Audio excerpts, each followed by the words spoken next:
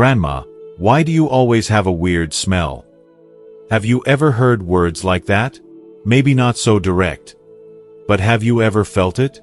That subtle, unspoken distance from the ones you love most. Perhaps you've noticed the empty seat next to you on the bus, or a grandchild who suddenly prefers to stand rather than sit on your lap. It's a quiet, heartbreaking shift that can make you feel utterly alone. This isn't just a scent. It's an invisible wall, slowly being built around you, pushing away the warmth and closeness you cherish. It's a painful silence that many families are too afraid to break. Hello, I'm Dr. Henry Thompson. At 77 years old, and after more than 5 decades as a geriatric specialist, I'm here to tell you a truth that might be hard to hear, but it's essential for your peace of mind. This unique body odor affects almost everyone over 60. And yes, even I have it. I'm not just talking about theories. I'm talking about real people, real pain. I think of my patient, Robert Johnson, a meticulous man who kept his home spotless. One afternoon, he overheard his son's friend whisper, "Man, that old guy's smell is strong." Robert was devastated. From that day on, the joy of family visits was replaced by a deep, gnawing shame, and he started retreating to his room whenever they came over. But please, do not despair. What you're experiencing is not your fault, and it is absolutely fixable. In this video, I will walk you through the simple science behind this change, and give you the powerful, proven steps to reclaim your confidence and mend those precious family bonds. And you must stick with me until the very end. Because the biggest secret I'll reveal involves 3 specific spots you need to wash in the shower.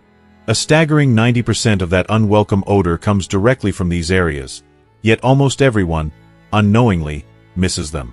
This information could truly change how your loved ones embrace you. Before we dive in, I truly want to know. If this feeling of being silently pushed away feels familiar to you, please do me a favor and comment a simple yes below. It lets me know I'm not talking into the void, and more importantly, it shows countless others in our community that they are not going through this alone. Okay, let's begin. Alright, now that we understand the problem, let's get to the solutions. And I want to make this as simple as possible. We're going to break this down into 4 key areas of your life where small, simple changes can make a world of difference. Think of these as the 4 pillars to rebuilding your confidence and reclaiming those warm family connections. Let's begin with area number 1, the foundational habits. These are the simple, daily actions that form the bedrock of your defense against that unwelcome odor. Many people overlook them precisely because they seem too simple. But that's where their true power lies. Our first habit is drinking enough warm water. Now, I know what some of you might be thinking. Dr. Henry, I've heard this 1,000 times. Drink more water. Many people hear this advice, and it goes in one ear and out the other. They dismiss it as something minor, not realizing that for an aging body, it is one of the most powerful cleansing tools you have at your disposal. Let me explain it this way. Think of water as your body's internal janitor. It's the force that sweeps through your system, collects all the gunk and toxins that build up, and flushes them out through your urine. When you don't drink enough, that internal janitor, well, he goes on strike. The gunk and toxins have nowhere to go. So, your body finds another way to get rid of them, through your skin. And that contributes directly to body odor. Here is the crucial part that changes as we get older. Our natural thirst mechanism, the little signal in our brain that says, "Hey, you're thirsty," starts to get quieter. It doesn't work as well as it used to. This means you can be mildly dehydrated and not even feel it. This chronic, low-grade dehydration is incredibly common in seniors, and it's a primary reason why body odor can become more pronounced. You might be experiencing symptoms right now and not even connect them to water. Does your skin often feel dry and a bit papery? Do you find yourself feeling sluggish and tired in the afternoon, maybe with a little bit of brain fog? That's not just a sign of getting old. Very often, it's a sign that your body is crying out for water. I remember my patient, Barbara Smith, a lovely 72-year-old woman. She told me, "Dr. Henry, I've just never been a water drinker. I love my morning coffee, and maybe a glass of iced tea in the afternoon, but that's it." She was skeptical, but she was also deeply hurt by the distance she felt from her grandkids, so she promised me she would try. She started with just 1 glass of warm water each morning. At first, she said it felt like a chore. But after a month, something remarkable happened. She came into my office with a glow I hadn't seen before. She told me her skin felt softer, and her afternoon slumps were gone. But the moment that truly brought tears to her eyes was when she told me her 7-year-old granddaughter had hugged her the weekend before, buried her face in her shoulder, and said, "Grandma, you smell nice today." Nice. Such a simple word. But for Barbara, it meant her world was coming back together. So here is your simple, actionable plan. Aim for at least 6 8-ounce glasses of warm water every single day. If that feels daunting, here's a trick I give my patients. 1 glass right when you wake up, 1 before lunch, 1 after lunch, another around 3 p.m., 1 before dinner, and a final small glass before bed. Tying it to your daily routine makes it automatic. And please remember, coffee and tea do not count as water. In fact, because they are diuretics, they can actually make you lose more water. For every cup of coffee you drink, you should add an extra glass of water to compensate.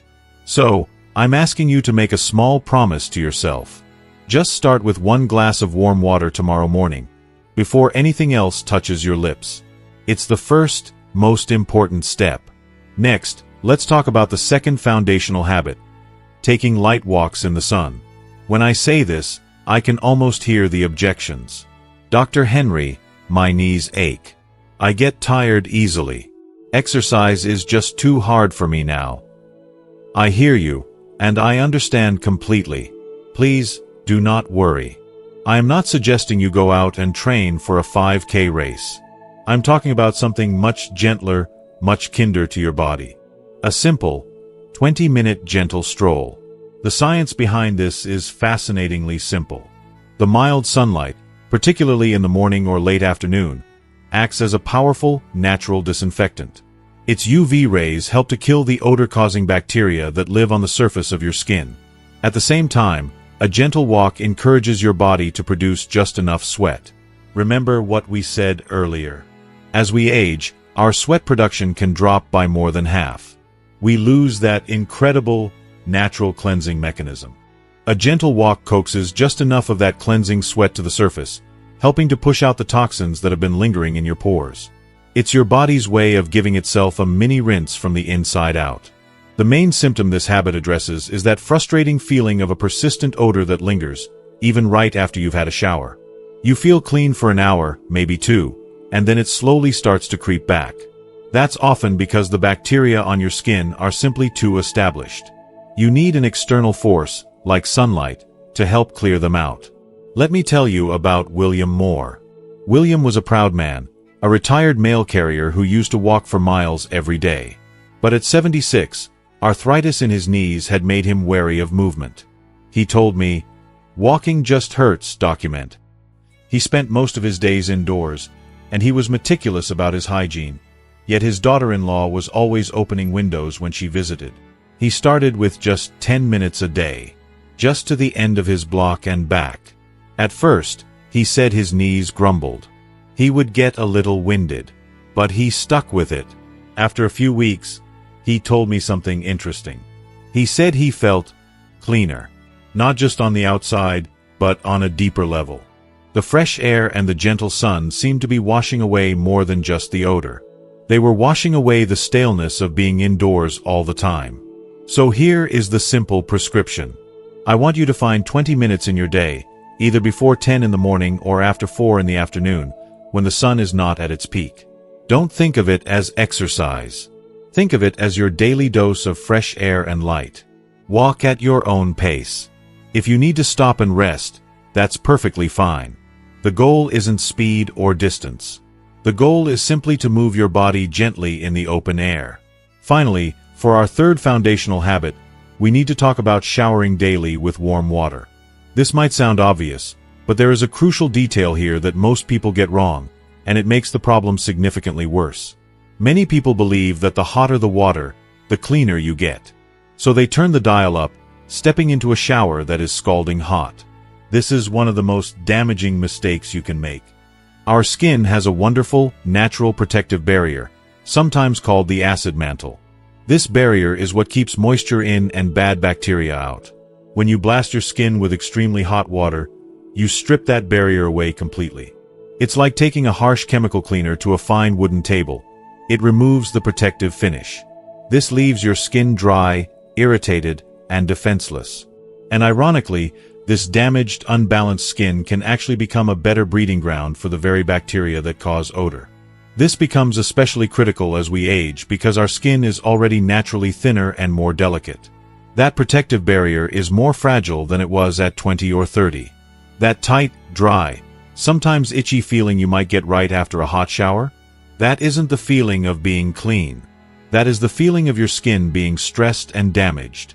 Over my career, I can't tell you how many patients have looked at me with wide eyes when I share this next part. Scientific studies and decades of dermatological practice have shown that the ideal temperature for your shower is comfortably warm, not hot. Specifically, it should be between 100 and 104 degrees Fahrenheit. To put that in perspective, a child's bath is usually around 100 degrees. It should feel pleasant and soothing, not like it's stinging your skin. As a wonderful addition to this, I strongly recommend treating yourself to a 20-minute soak in a bathtub once a week, keeping the water at that same 100-degree temperature.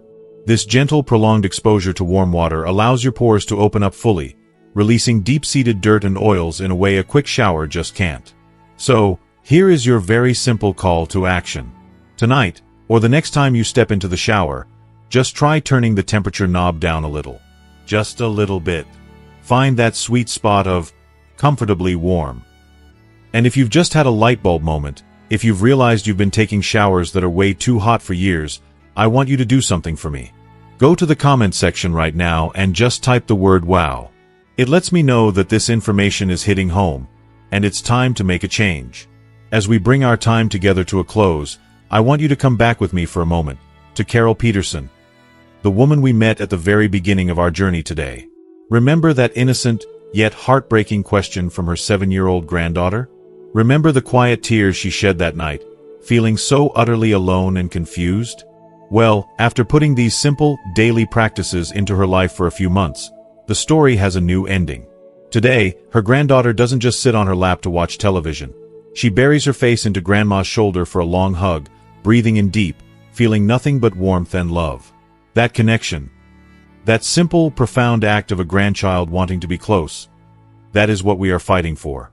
I hope you see now that ditching this old age smell was never really about just getting rid of an odor. It's about taking back control with small, powerful daily actions. It's about tearing down that invisible wall that can slowly grow between us and the people we hold dear, and letting all of that warmth, that joy, and that love back into our lives. It's about reigniting your own self-assurance, one simple step at a time, so you can walk through your golden years with your head held high. And so, before we say goodbye, knowledge is a wonderful thing, but it's only powerful when we put it into action. Now, I have one last, very important question for you. What is the one commitment you are making to yourself after watching this video? It doesn't have to be big. It could be as simple as, I will drink that first glass of warm water tomorrow morning. Or maybe, I will spend 3 extra seconds scrubbing behind my ears. Whatever your one small step is, please share your personal commitment in the comments below. Let's inspire each other to take that first step. Your journey can be the spark that encourages someone else to begin theirs. And if you found real value and inspiration in our time together today, please show your support by giving this video a like. It's a simple click for you, but it tells me that these conversations are making a difference. To ensure you continue on this journey with us and never miss another video full of life-changing wisdom, please hit that subscribe button. It's more than just subscribing. It's joining a community. A community of friends dedicated to living our best lives, together. Finally, think of one person. Just one. A friend, a sibling, a neighbor, who you think needs to hear this message today. Please, share it with them. You never know. You might just change their life. Thank you for spending this time with me. Stay healthy, stay wise, and I'll see you in the next video.